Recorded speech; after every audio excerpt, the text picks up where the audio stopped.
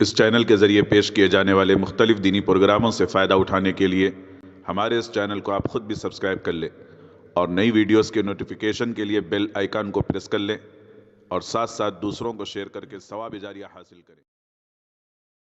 एक सवाल ये है कि हाफ आस्तीन की टी शर्ट में नमाज पढ़ना कैसा है, क्योंकि मैंने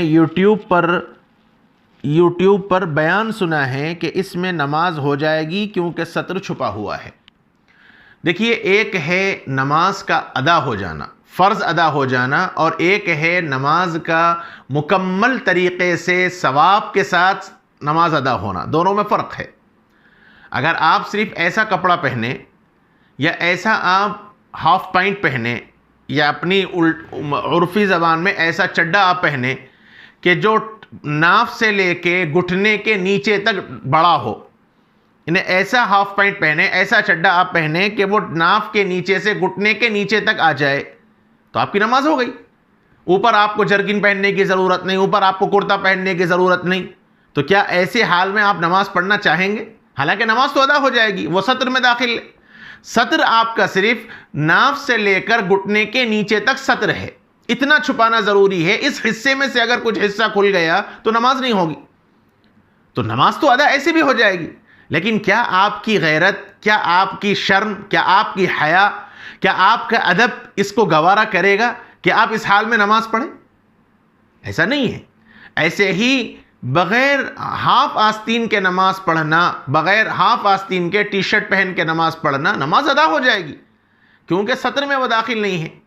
लेकिन एक है नमाज का मुकम्मल तौर पर अला वजहिल कमाल, मुकम्मल एहतराम के साथ आप अल्लाह के दरबार में खड़े हुए हैं, आप अल्लाह के दरबार में आए हैं।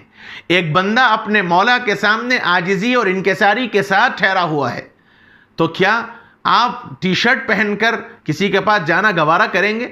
ये अलग बात है कि हमारे आजकल के उर्फ के एतबार से टी शर्ट पहनने का मामूल है, लेकिन अदब वाला मकाम यह है। और बड़ी मजलिसों के अंदर भी, टिप टॉप की मजलिसों के अंदर भी, शादी ब्याह के फंक्शंस के मौके पर भी आप टी शर्ट पहनेंगे, शर्ट पहनेंगे और कोट पहनेंगे, ज़रूरत पड़ी तो आप टाई लगाएंगे। क्यों? हालांकि आप अगर चाहें तो टी शर्ट पहन के भी जा सकते हैं फंक्शन में, लेकिन उस मौके पर पूरा एहतमाम से आप कोट पहनते हैं, टाई लगाते हैं, एक फंक्शन में जाने के वास्ते।